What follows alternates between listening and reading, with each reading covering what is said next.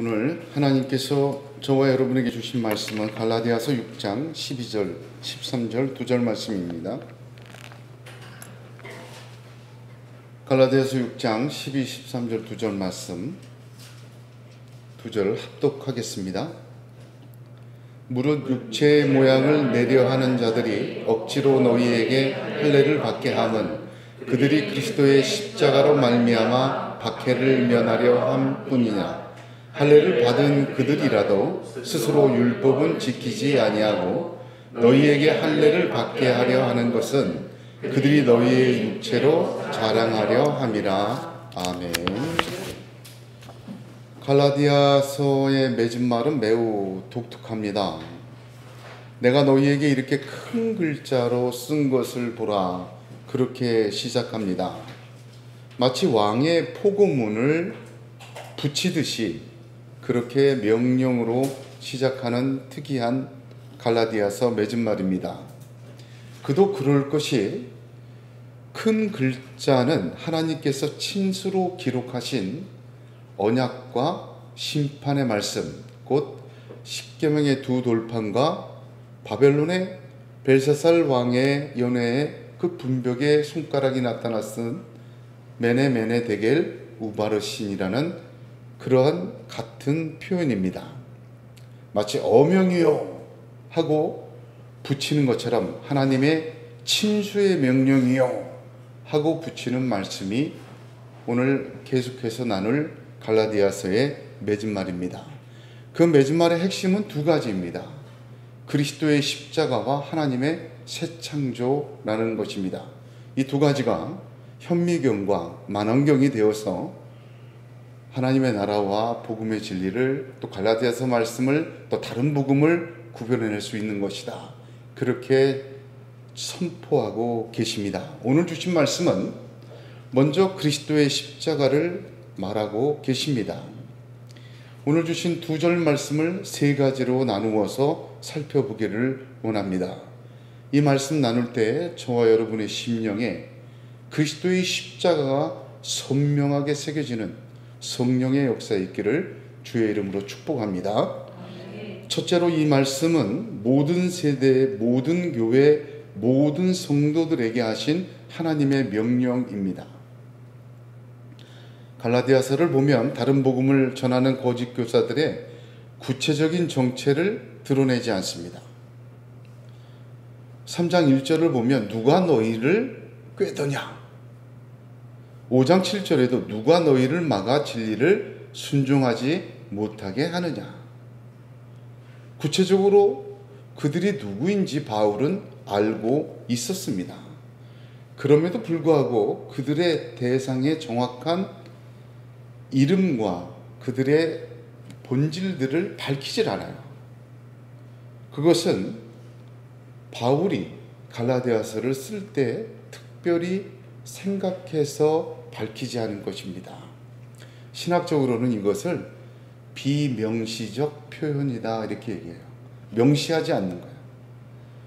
왜 비명시적 표현이라고 하냐면 그 대상을 구체적으로 명시하면 자칫 갈라디아서 말씀이 2000년 전 갈라디아 교회에 들어온 거짓 교사 그 몇 명에게만 해당되는 말씀으로 한정될까 봐 말씀을 쓸 때 그 대상을 누구인지 이름과 소속과 이런 것을 일부러 무시하고 다만 그 거짓 교사들의 정체와 특징과 목적과 그것을 드러내는 역할을 그런 서신을 쓰고 있습니다.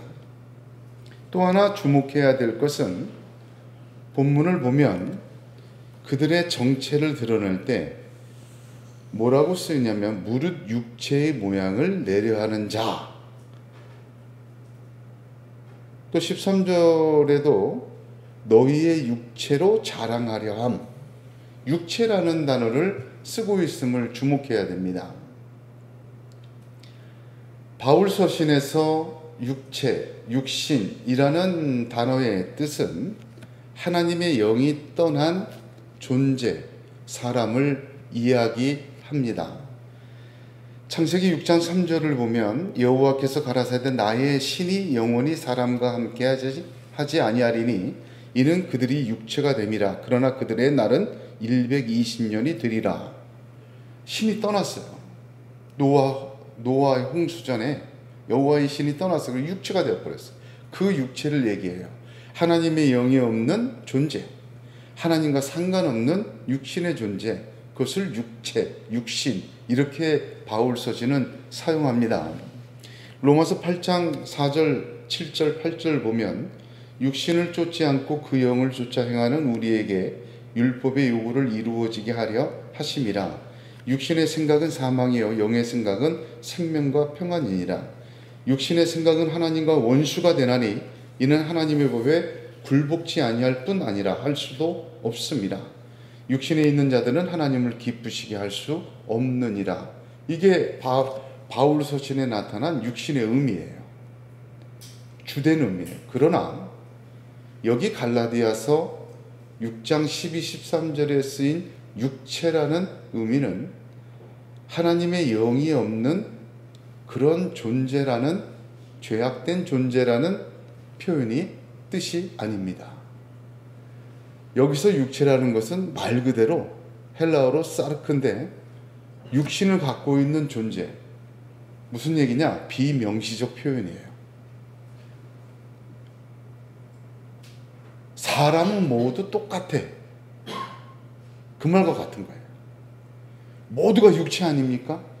육신을 갖고는 우리 모두는 다 해당된다는 의미에서 광범위하게 모두를 특정하기 위해서 육체라는 표현을 쓰고 있는 것입니다. 우리 모두 육신적 존재예요. 육체의 유혹과 육체의 생각에 늘 노출되어 있습니다. 우리 모두를 뜻하는 말입니다. 그러므로 본문은 비명시적 표현으로서 갈라디아에 들어온 거짓 교사들의 정체와 목적을 1차적으로 밝혀요. 그러나 비명시적 표현을 함으로써 그들에게 한정하지 않고 모든 세대, 모든 교회에 나타나는 거짓 교사들, 다른 복음을 뿌리는 자들의 정체와 목적을 우리들에게 가르쳐주고 있는 거예요. 동시에 그 거짓의 선생들은 우리 외부에만 있지 않고 육체의 존재인 나 자신에게도 있다는 것을 강조하고 있는 것입니다. 그래서 비명시적 표현, 왜 그렇게 했을까? 그것은 거짓된 가르침과 가르치는 자, 우리 외부의 모든 세대의 모든 움직임 세력, 사람까지 포함해서 다 포함하고 내 안에 일어나는, 육체로서 내 안에서 일어나는 거짓된 움직임까지도 전부 포괄하고 있는 것입니다. 사복음서에 모두 예수님께서 십자가 지시기 전에 유월절 만찬, 최후의 만찬하신 기록의 역사가 있습니다. 조금씩 차이가 있어도 다 같은 내용을 갖고 있는데 그중 최후의 만찬에서 예수님은 떡과 포도주를 가지고 이것은 내 피다, 이것은 내 몸이다, 이것은 내가 너희를 위하여 찢기는 흘리는 피와 육신이다, 새 언약을 세우십니다. 최후의 만찬. 두 번째는 제자들의 발을 씻기세요. 그러니까 이 십자가 지시기 전에 마지막 지상사역으로 새 언약과 제자들의 발을 씻기는 사건을 베푸신 거예요. 얼마나 중요합니까? 마지막 순간인데. 그런데 거기서 예수님이 뜻밖의 이야기로 자기를 팔 자를 말하십니다. 너희 중에 나를 팔 자가 있다. 그 엄중한 순간에 사람들이 술렁술렁합니다. 도대체 누구냐? 마가복음의 기록을 보면 마가복음 14장에 제자들이 모두 이렇게 물어봅니다. 나는 아니지요? 그러나 주님은 마태복음 26장 23절을 보면 나와 함께 그릇에 손을 넣는 그가 나를 팔리라. 예수님은 분명히 알고 계셨어요. 가룟 유다가 판다는 것을 알고 계셨어요. 그러나 나를 팔 자가 있다라고 비명시적으로 표현을 하십니다. 그리고 나는 아니지요 한 사람씩 물어보는데 그 대답 역시 손을 넣는 그가 나를 팔리라라고 비명시적으로 표현하시고 가르치십니다. 사실 12제자 모두가 예수를 배신했어요. 베드로는 저주하면서 부인까지 했죠. 은산십을 받고 팔아먹은 가룟 유다가 결정적이긴 했습니다. 그러나 12명 모두가 예수를 팔았습니다. 비명시적인 예수님의 이 말씀은 나는 아니지요 라는 당혹한 질문에 너희 모두 가능성이 있다라고 대답하신 것입니다. 실제로 그렇게 되었습니다. 갈라디아 교회뿐만 아니라 오늘 우리 교회에서도 거짓 교사, 거짓의 다른 복음의 가능성은 열려 있습니다. 그래서 갈라디아서에 비명시적으로 이렇게 표현을 한 것입니다. 다만 그들의 정체와 목적을 뚜렷하게 드러내므로 주님 오실 때까지 모든 성도들과 교회들에게 이러한 특징과 이러한 정체와 이러한 목적을 가진 자는 다른 복음을 전하는 자고 너 또한 그 속에서 자유롭지 못하니 그런 것들이 보이거든 회개하라는 음성으로 가르쳐 주시는 것입니다. 손을 넣는 자는 누구든지 예수를 팔게 됩니다. 나는 아니지요 라고 말해도 그것은 거짓입니다. 손을 넣으면서 나는 아니지요 라고 말하는 거짓이 가룟 유다와 같은 것입니다. 디모데후서 4장 3절 4절을 보면 때가 이르르니 사람이 바른 교훈을 받지 아니하며 귀가 가려워서 자기의 사욕을 쫓을 스승을 많이 두고 또 그 귀를 진리에서 돌이켜 허탄한 이야기를 쫓으리라. 말세의 표징입니다. 거짓 교사만 문제가 아닙니다. 귀가 가려워진 우리 자신도 비명시적 대상입니다. 자기의 사욕을 쫓는 비명시적 우리도 문제입니다. 허탄한 이야기, 뭔가 새로운 이야기, 귀가 번쩍 뜨이는 것 찾아 헤매는 비명시적 육체의 존재인 우리 자신도 문제라는 것입니다. 그러므로 이 말씀은 다른 복음을 퍼나르는 거짓 교사나 지도자들의 문제만은 아닙니다. 그래서 이 말씀은 가르침 받는 나와는 상관없는 소위 앞에 서 있는 자들만의 문제가 아니며 바로 우리 자신의 문제요, 우리 자신의 영적 싸움이요, 우리 가운데도 이루어지는 마귀의 역사가 있다는 것을 기억해야 합니다. 내 안에 나의 육체적인 초등학문적 지식이 가득합니다. 사람은요 변하지 않는다 그래요. 고정관념이 있고 선입견이 있어요. 아무리 뭐라 해도 자기식대로 이해하는 게 많습니다. 나의 사욕을 충족하려는 귀는 항상 열려 있어요. 내 사욕을 충족시켜주는 말들이 들리면 귀가 번쩍 뜨입니다. 귀가 가려워져 있어요. 뭔가 내 마음을 시원하게 해줄 귀를 간지러운 귀를 막 즐겁게 해줄 말들을 보는 것을 찾아다닙니다. 요즘은 유튜브 때문에 더해요.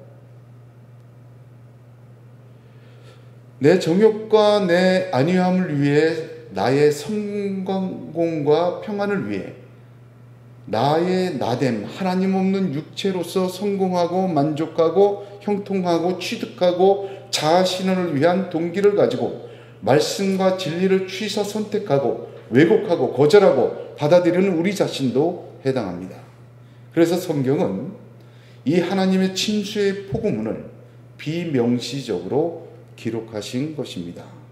두 번째, 이 말씀은 거짓 때문에 그 정체를 적나라하게 드러냅니다. 세 가지로 드러내는데 여러분 이걸 아셔야 돼요. 하나님은 드러나게 하시는 하나님이십니다. 창조하실 때 어떻게 하셨습니까? 창세기 1장 9절에 하나님이 가라사대 천하의 물이 한 곳으로 모이고 물이 드러나라 하심에 그대로 되니라. 땅을 창조하신 게 아니에요. 물이 드러나라 하셨어요. 드러내시는 하나님의 창조의 역사에도 있습니다. 잠언 15장 11절에도 음부와 유명도 여호와 앞에 드러나거든 하물며 인생의 마음이리요 라고 기록되어 있습니다. 우리 주님께서는 디모데후서 1장 10절을 통해서 이제는 우리 구주 그리스도 예수의 나타나심으로 말미암아 나타났으니 저는 사망을 패하시고 복음으로써 생명과 썩지 아니할 것을 드러내신지라 하였습니다. 하나님은 드러나게 하셔요. 마가복음 4장 22절에도 드러내려 하지 않고는 숨긴 것이 없고 나타내려 하지 않고는 감추인 것이 없느니라 하였습니다. 이 하나님의 드러내시면은 왜 드러내십니까? 하나님은 반드시 심판하시고 간섭하시고 역사하십니다. 우리가에게 이 정체를 세 가지로 알려주시는 것은 하나님의 간섭이요, 하나님의 심판이요, 하나님의 역사를 순종하고 우리 가운데 일어나게 하는 하나님의 지혜예요. 이 말씀, 정체를 밝히는 이 세 가지 말씀을 통해서 우리 안과 밖이 비추어지길 원합니다. 성령의 빛으로 비추어져서 모든 세대, 모든 성도, 우리 안과 밖에 있는 거짓의 것들이 우리의 참 진리를, 참 은혜를 삼키지 못하도록 하나님이 역사하시는 통로와 순종을 열어놓아야 되겠습니다. 첫 번째, 그 특징은 13절을 먼저 보셔야 돼요.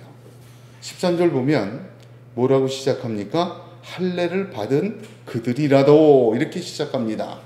이게 제일 중요합니다.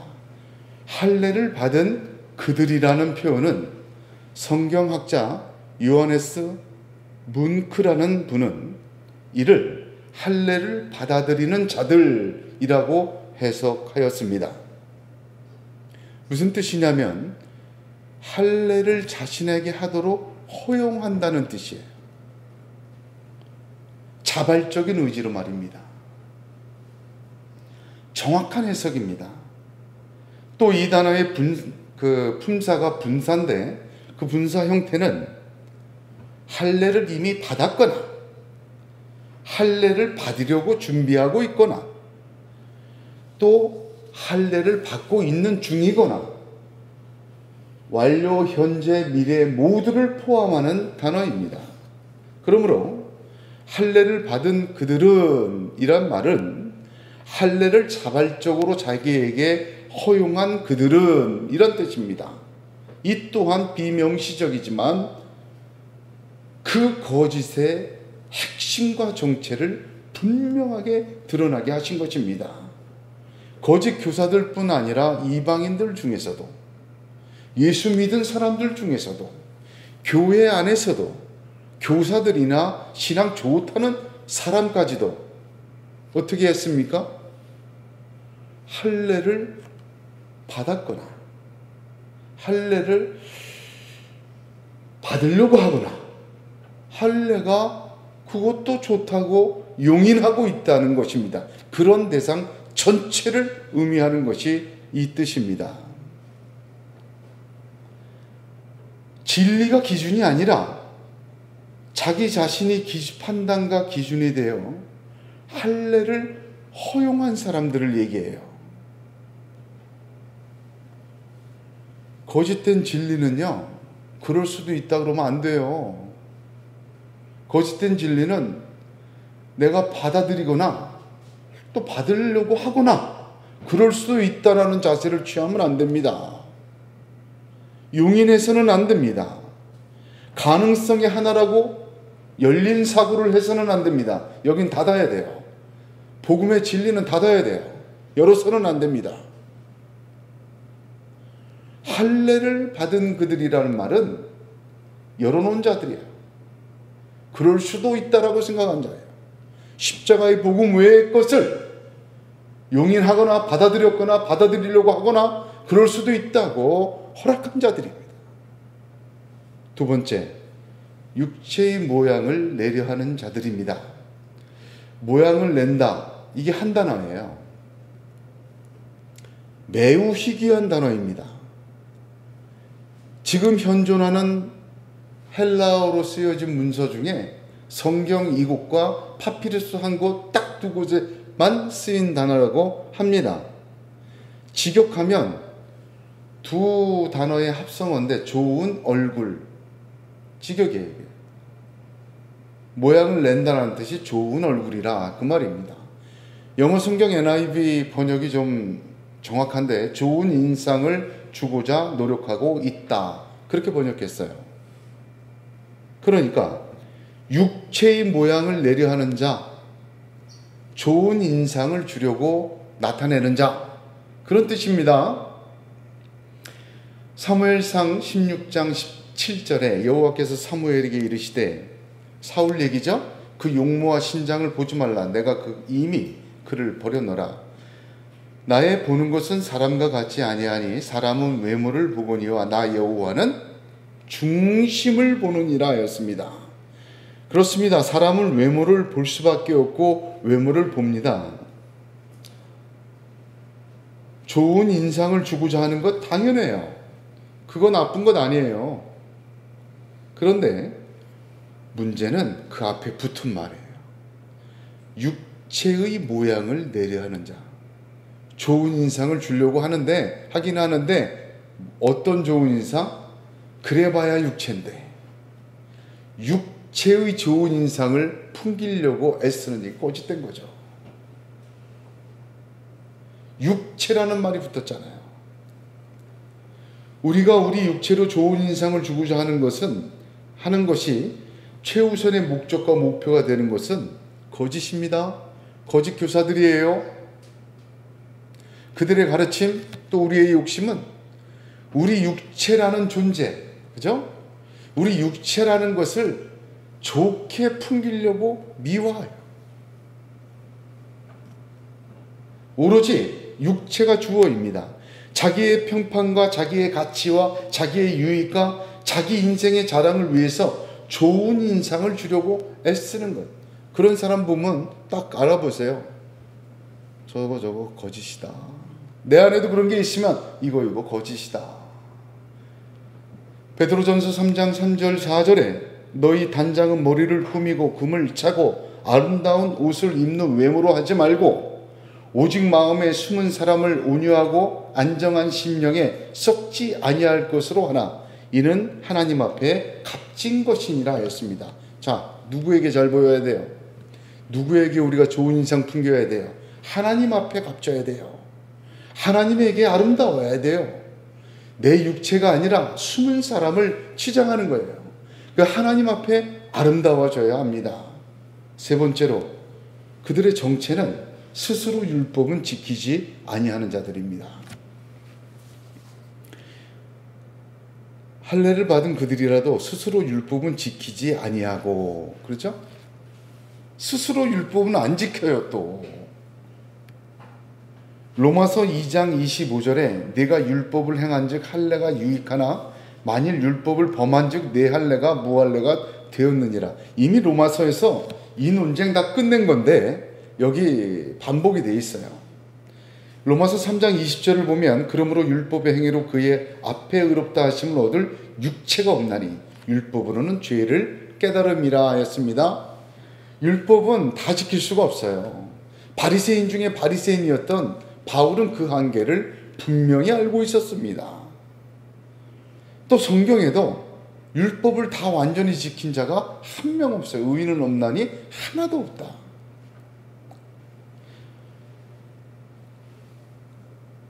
그러나 스스로 율법은 지키지 아니하는 자들의 특징은 뭐예요? 해다 안 되는 것이 아니라 어떤 자들이에요? 자기가 자기의 유익과 형편과 육신의 좋은 평판을 얻어내기 위해 자기가 취사 선택하는 거예요. 왜냐하면 이게 능동태거든요. 스스로 율법은 지키지 않아야 한다. 능동적으로 다 지키지 않아요. 할례는 받아들였지만 자기의 인상과 평판, 육체를 드러나는 데 도움되지 않는 것은 가차없이 버립니다. 이거 많이 있어요. 가차없이 버려요. 어느 것은 순종해요. 아유, 그건 순종하겠습니다. 보면 다 지가 좋아하는 거야. 자기의 유익되는 거야. 자기 이름 나는 거야. 자기가 뭔가 손해보는 것 같고 뭔가 억울한 것 같고 그러면 가만히 있어요. 이 생각으로 스스로 율법은 지키지 아니하는 자들이 상당히 많이 있습니다. 이 세 가지의 특징을 보면 하나의 공통점이 있어요. 이 정체에는. 그 단어 하나를 꼭 기억하십시오. 화합입니다. 화합. 무엇과 화합하느냐? 할례를 허락하는 자들은 유대교와 화합하는 거예요. 육체의 모양을 내려는 자들은 세상과 화합하는 것입니다. 율법을 지키지 않는 것은 자기 자신과 화합하는 것입니다. 화합이라는 단어 중요해요. 저 사람 뭐와 화합하냐? 그러면 분명합니다. 내가 무엇과 화합하려고 하나? 그러면 분명해져요. 육체는 이 땅에서 잘 살아야 하는 길을 찾습니다. 그러기에 신앙적으로 적을 만들지 않아야 합니다. 공존을 생각합니다. 더 나아가 핵심은 자기 불이익을 당하지 않아야 합니다. 예수를 믿어도 할례만 받아들이면 만사가 형통이에요. 유대교와 굳이 같은 하나님을 다른 방식으로 믿지 않아도 돼요. 갈등의 요소가 없어지잖아요. 그 할례 때문에 전도도 안 되고 그 할례 때문에 교회도 안 커지고 그 할례 때문에 복음도 안 퍼지고 같은 하나님 믿는데 왜 다른 방식이어야 되느냐? 우리가 받아들일 건 좀 받아들이고 내줄 건 내주고 공존하고 화합하고 소위 말하는 에큐메니칼입니다. 그것은 유대교와 화합하는 것입니다. 또 육체의 모양을 내려 하는 자들은 사람들에게 좋은 인상을 자기 육신을 통해 주려는 자들입니다. 그들은 세상과 화합합니다. 세상이 보기에가 기준이 돼요. 예수 믿는 것도 성경대로가 아니에요. 뭐가 기준이 돼요? 믿지 않는 사람들이 칭찬받으려고. 이건 불신자들이 받아들이기 불가능해. 이거는 여러분 이렇게 믿으면 이건 답이 없어요. 뭐라 믿습니까? 세상이 보기에 합당한 대로 믿으려면 이건 답이 없어요. 그 뭐하러 교회를 나오고 신앙생활 합니까? 진리대로 믿어야 돼요. 하나님 보시기에 합당하게 믿어야 돼요. 거기에 소망이 있습니다.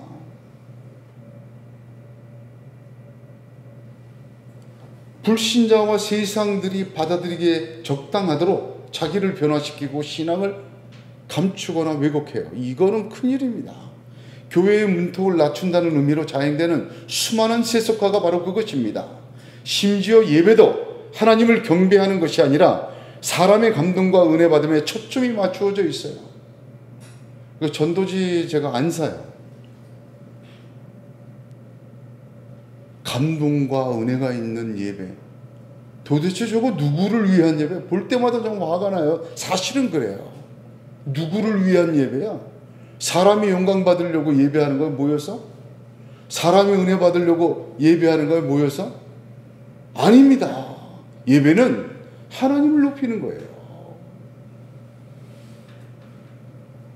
그러기에 예배 시간에 쇼도 하고 막대한 자금으로 치장도 합니다. 하나님의 말씀보다 사람에게 귀를 긁어주는 말씀을 채웁니다. 여러분 그게 뭐예요? 말세의 표징 아닙니까? 말세의 표징이 믿지 않는 바깥에서 나타난다고 착각하지 말아야 합니다. 우리 가운데 나타나요.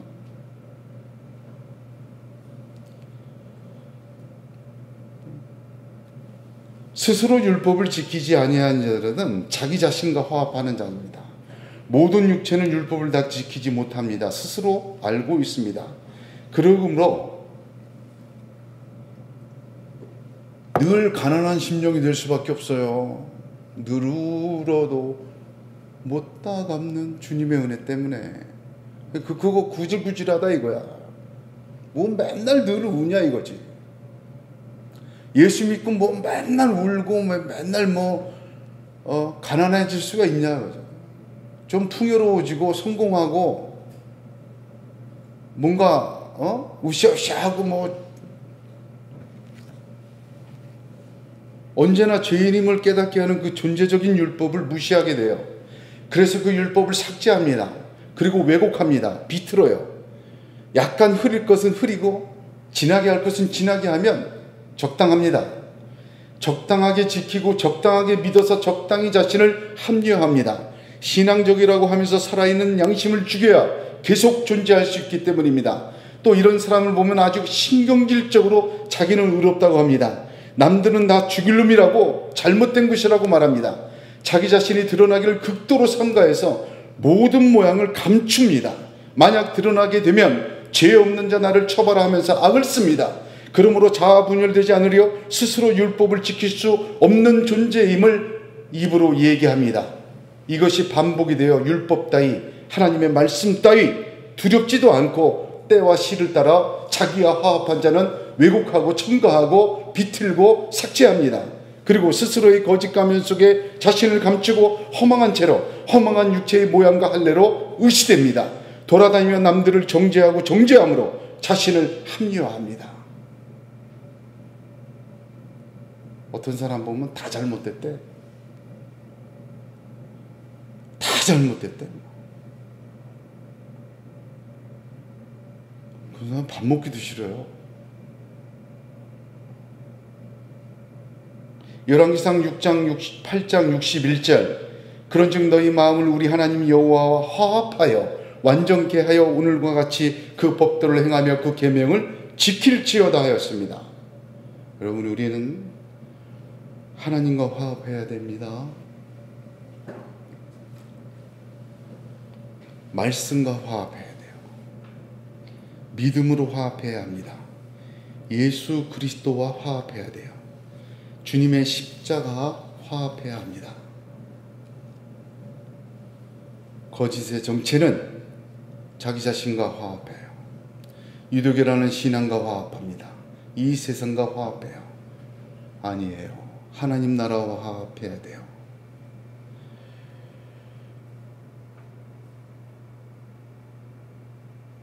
뻔지르르하게 선교와 전도를 위해서 받아들일 것은 받아들이고 내줄 것은 내주고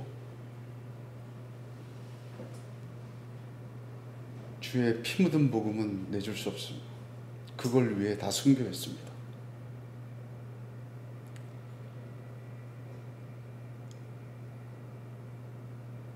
다른 복음을 어떠한 이유를 갖다 붙여서 가능할 수 있고 생각해 봐야 된다고 용인하는 자세 버려야 합니다.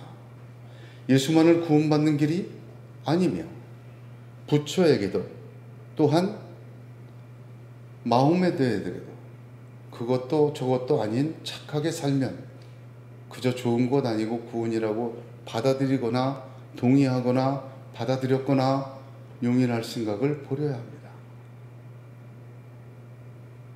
예수 믿고 교회를 안 다녀도 교회 다니는 사람보다 더 잘 산다. 익명의 그리스도인이라는 얘기 있어요. 이건 구원 못 받아요. 하나님 뜻이 아니에요.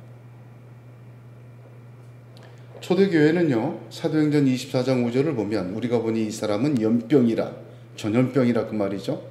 천하에 퍼진 유대인을 다 소욕해 하는 자요, 나사렛 이단의 괴수라.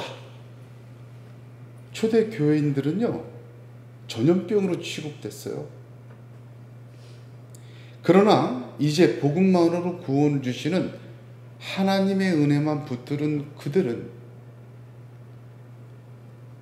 그 연병이라는 소리 들어도 십자가에 죽으신 예수의 복음을 포기하지 않았습니다. 세 번째로, 오늘 말씀의 세 번째로 보아야 될 것은 그들의 목적이에요. 본문이 그렇게 설명하고 있습니다. 정체 다음엔 목적. 두 가지의 목적을 본문은 가르쳐주고 있습니다. 첫째는 그리스도의 십자가로 말미암아 박해를 면하는 것이 그들의 목적이다. 두 번째는 너희로 자신의 육체를 자랑하려고 하는 거다. 십자가로 박해를 면하는 것과 자랑하려고 한다. 그들의 목적이야. 또한 우리의 목적일 수도 있습니다. 사람들을 억지로 데려다가 할례받게 해요. 이 사람들은. 왜 그렇습니까? 이스라엘 거짓 교사들은 사람을 사용해요. 둘 다 마찬가지입니다. 억지로 데려다 할례를 받게 하거나 그 육체를 다른 것으로 자랑하려고 사람을 어떻게 해요? 사람을 사용해요. 자기 박해를 면하기 위해 다른 사람에게 억지로 할례받게 한다, 그 뜻이에요. 마태복음 22장 13절에 화 있을진저 외식하는 서기관들과 바리새인들이여 너희는 천국문을 사람들 앞에서 닫고 너희도 들어가지 않고 들어가려 하는 자도 들어가지 못하게 하려도다. 저만 안 하는 게 아니에요. 사람을 사용하여 자기의 박해를 면해 보려는 의도를 가진 사람들은 강요해요. 강요하고 협박합니다. 하나님은 감동하시지 강요 안 하세요. 강권하시지 협박 안 하십니다. 기다리셔요. 거짓의 것들은 항상 강요해요. 거짓의 것들은 항상 협박해요.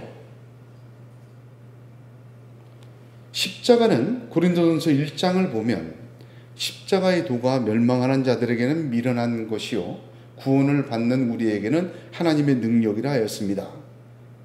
유대인은 표적을 구하고 헬라인은 지혜를 찾으나 우리는 십자가에 못 박힌 그리스도를 전하니 유대인에게는 꺼리끼는 것이요 이방인에게는 미련한 것이로되 하였습니다. 복음 중에 복음, 십자가에 못 박힌 그리스도예요.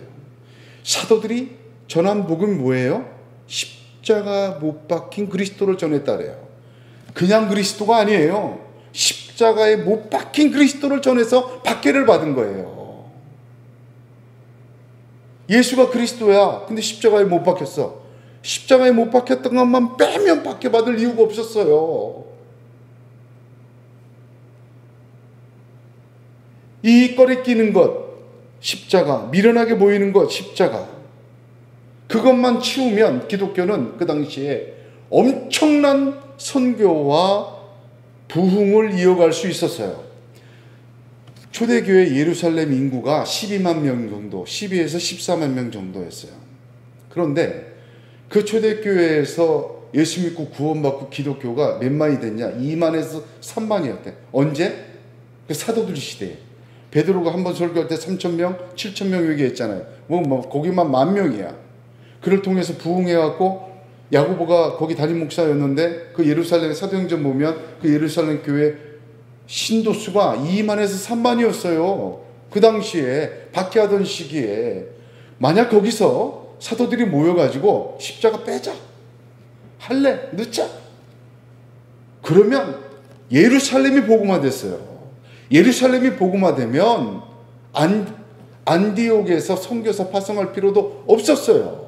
복음이 폭발적으로 로마까지 한순간에 전 세계를 다 갈 수 있었어요. 그러나 그것을 포기했어요.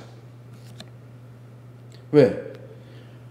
십자가를 지우면요, 어떠한 선교와 발전과 부흥과 영광이 있어도 천국 건설처럼 보여도 하나님의 능력으로 구원받음은 없고 인간의 모양과 행위로 할례라는 구원이 또 다른 바벨탑으로 세워질 뿐입니다.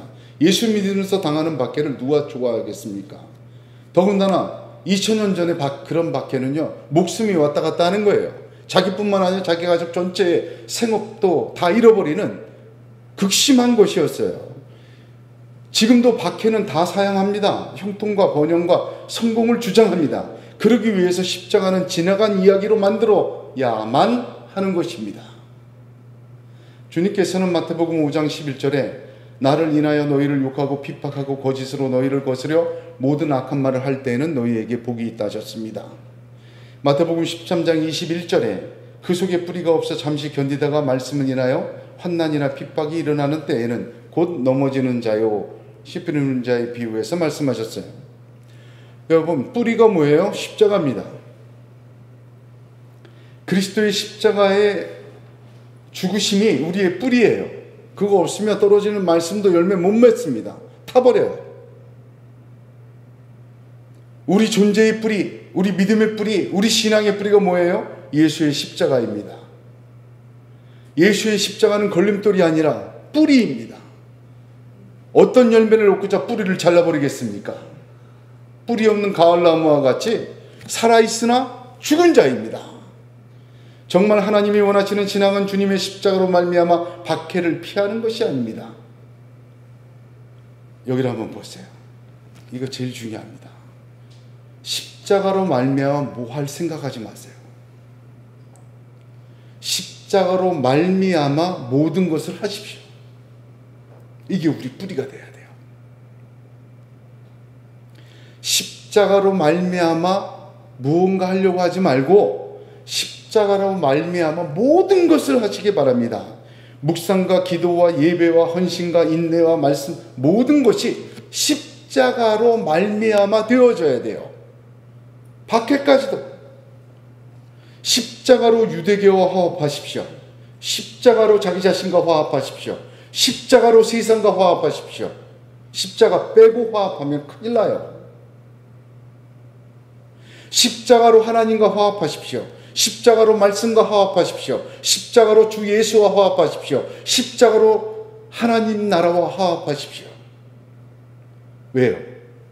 십자가만이 하나님의 능력이기 때문에. 우리를 구원하신 것도 십자가의 능력. 우리로 말 구원받은 우리가 이은자가 되는 것도 오직 십자가의 능력, 전적인 하나님의 능력이기 때문입니다. 십자가로 모든 것을 보아야 합니다. 갈라디아서에는 십자가가 6번 등장합니다. 바울은 다른 복음을 구별하는 기준으로 십자가를 기록한 것입니다. 오직 그리스도의 십자가 모든 것을 통과시키십시오. 거기서 드러납니다. 오직 그 십자가의 복음에서 다른 것이 구별되고 드러납니다.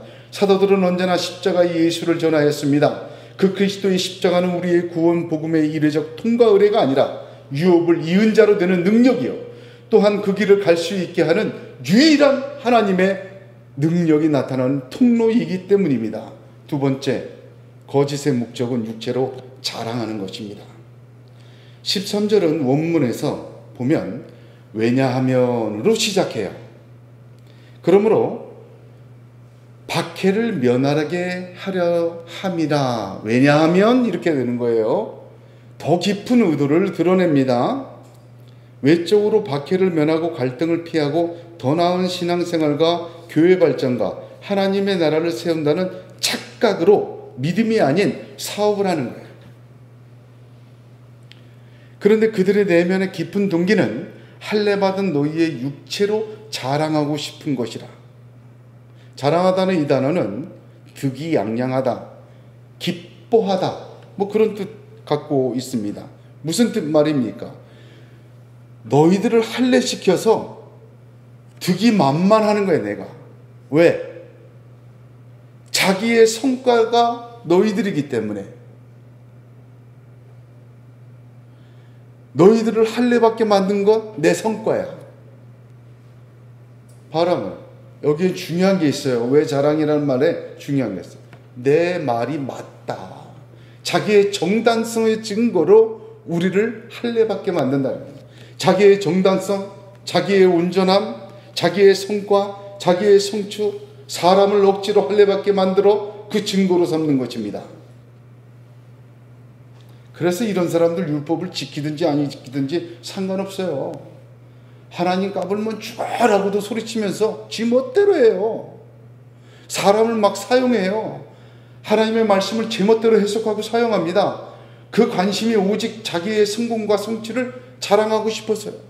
자기가 정당하는 것을 사람들로 증명하고 싶어서. 봐라, 5,000명 모였단 말이야. 이게 왜 잘못됐냐 이거. JMS 정명석에는 2만 명씩 모여요. 예루살렘 교회 이 초석에는 몇천 명, 몇만 명씩 모여서 집회해요.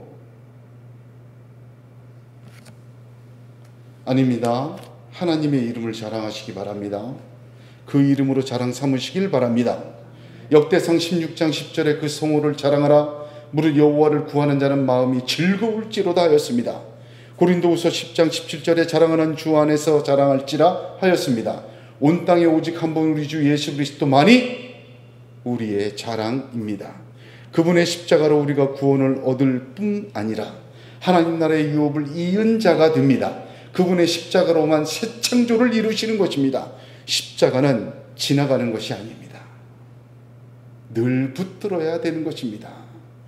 히브리서 11장 3절에 믿음으로 모든 세계가 하나님의 말씀으로 지어진 줄 우리가 아나니 보이는 것은 나타난 것으로 말미암아 된 것이 아니니라 하였습니다. 고린도후서 4장 18절에 우리의 돌아보는 것은 보이는 것이 아니요 보이지 않는 것이니 보이는 것은 잠깐이요 보이지 않는 것은 영원한 이니라 하셨습니다. 영원한 은혜와 하나님 나라, 하나님의 축복은 주님의 십자가로 인해 시작되고 주님의 십자가로 완성되어집니다. 그러므로 주님의 십자가는 하나님의 능력이요 우리의 자랑입니다. 오히려 성도는 그리스도의 십자가로 말미암아 모든 것을 바라봐야 합니다. 오직 그 골고다의 십자가로 나를 보고 너를 보고 세상을 보고 진리도 보아야 합니다. 십자가 화합해야 합니다. 오직 그 주님의 피 흘리신 은혜의 십자가만이 우리의 정당성이요 근거요 소망입니다. 주님의 십자가에서 시작한 성도의 삶입니다. 주님의 십자가로 돌아가야 합니다.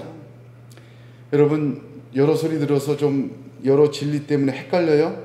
십자가로 돌아가십시오. 혼돈스러울 때 십자가로 돌아가십시오.